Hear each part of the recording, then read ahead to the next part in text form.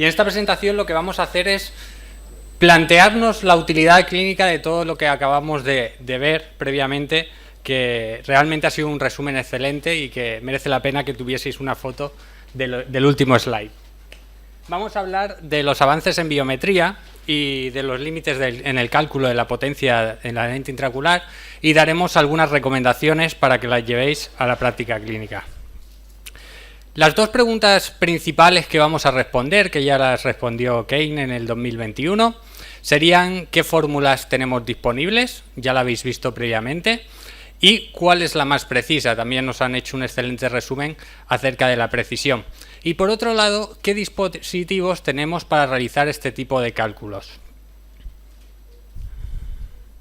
Valorando esto, como se ha dicho, tenemos fórmulas basadas en múltiples tecnologías y algunas otras que no son propias de una fórmula en sí, sino que son algoritmos de decisión basados en inteligencia artificial, como las que han comentado de Hill o la de Carmona Made in Spain, de nuestro compañero de España, que funciona también muy bien, como ahora veremos, y muchas otras fórmulas basadas en fórmulas de emergencia, ray tracing y fórmulas de lente gruesa.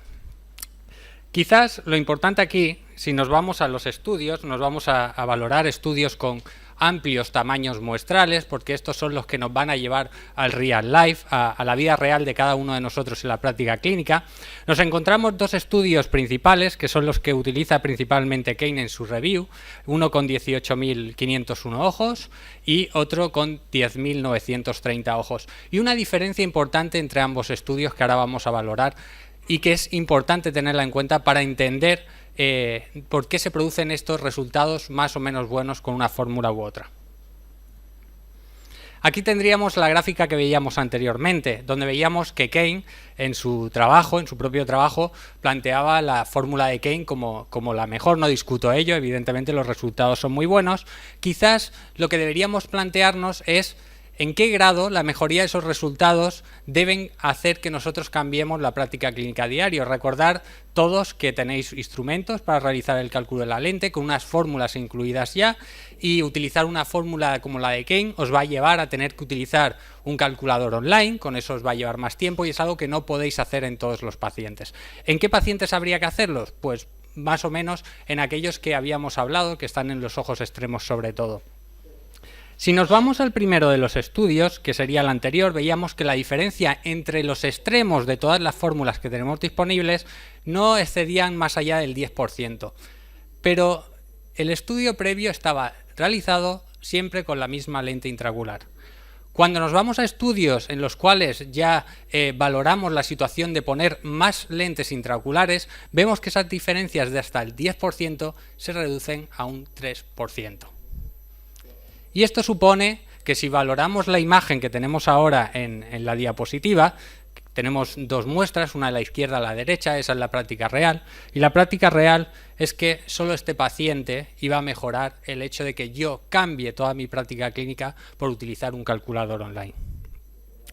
Esto nos lleva a la necesidad de aquel algoritmo que se ha planteado previamente, cada vez desarrollarlo de una forma más compleja y utilizar herramientas que ya tienen que ser automatizadas, porque no las podemos nosotros valorar por nosotros mismos por el gran volumen de parámetros, que nos indiquen qué fórmula utilizar en cada caso, pero no solamente por la longitud axial, sino también por la longitud de la cámara anterior o por cualquier otro parámetro como potencia corneal, o podría ser incluso el tamaño de la córnea.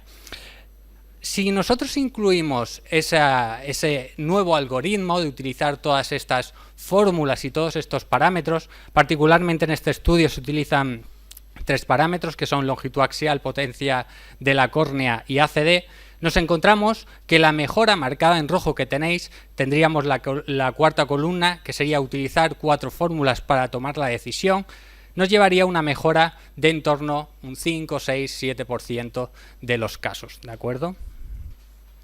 Por lo tanto, es muy importante valorar no solo la fórmula, sino también qué fórmula está en nuestro biómetro y la precisión de nuestro biómetro, que muchas veces va a ser mucho más importante.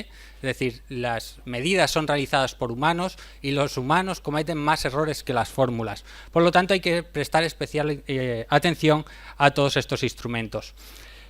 Los límites de los biómetros han sido recientemente publicados por nuestro grupo.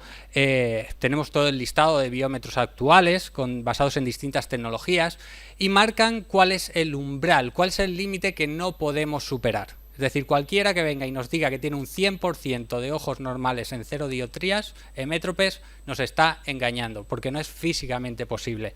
Tenemos un límite umbral de alrededor del 95% de casos en 0,5 dioptrías, sería más o menos en función del biómetro, va a variar, va a disminuir a 0,3 o 0,6, pero esa sería la idea general, tener al menos un 5% de casos límite.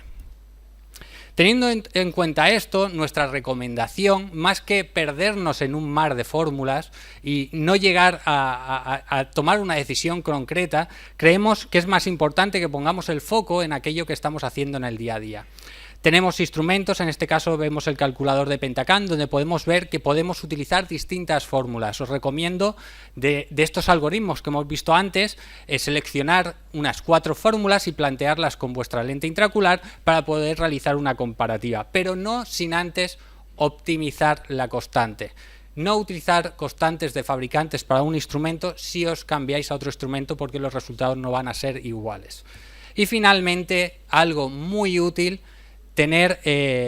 prestar especial atención a todas las alertas que nos indican no solamente cuando la medida es errónea, sino también cuando hay diferencias, por ejemplo, entre los ojos, que nos pueden llevar a cometer un error, por ejemplo, o identificar un error en la propia medida, por ejemplo, por una diferencia muy grande entre las medidas del ojo derecho y del ojo izquierdo. Teniendo en cuenta esto, nosotros nos planteamos hace unos años intentar buscar la fórmula perfecta, optimizada para el cirujano, optimizada para la lente, optimizada para el biómetro, y ver si podíamos alcanzar estos límites. Ya la llevamos utilizando durante un tiempo, ya la desarrollamos y ahora estamos validándola en la práctica clínica y hemos visto que sí, que es posible, que en ojos normales podemos mejorar. Aquí tendríais, si nosotros optimizamos las constantes, tendríais distintas fórmulas alrededor de lo que se hablaba, de ese 80-85% de límite en ojos normales, cómo podemos llegar a mejorarlo hasta el 95%. En este caso tenemos un 95,83% en ojos de 0,5 dioptrías. Y esto es una fórmula perfectamente optimizada, como digo, para el cirujano, biómetro y lente intraocular. Pero también hay fórmulas que funcionan muy bien, basadas en inteligencia artificial. Nosotros hemos probado la fórmula de Carmona y aunque no llegamos a alcanzar con esa fórmula el mismo porcentaje de ojos en 0,25 dioptrías, sí que lo alcanzamos de forma muy similar de 0,5 dioptrías con las constantes optimizadas. Y esto es importante resaltarlo porque esa fórmula, por ejemplo, no se ha realizado teniendo en cuenta esa actitud de conocer el cirujano y conocer la lente intraocular. Este sería el resumen, saber que tenemos unos límites. Esos límites podrían estar, debido a los biómetros, en torno al 95% de pacientes en 0,5 dioptrías. Saber también que podemos llegar a ese límite del biómetro utilizando una fórmula optimizada para el cirujano, optimizada para la lente y optimizada para el biómetro, y que también nuevas fórmulas basadas en inteligencia artificial nos están dando buenos resultados, pero siempre, como vuelvo a decir, tenéis que valorar si os merece la pena iros a un calculador online o simplemente el margen de beneficio no os perjudica esa inversión de tiempo que hagáis en la práctica clínica. Y eso es todo. Muchas gracias. Yo creo que excelente presentación.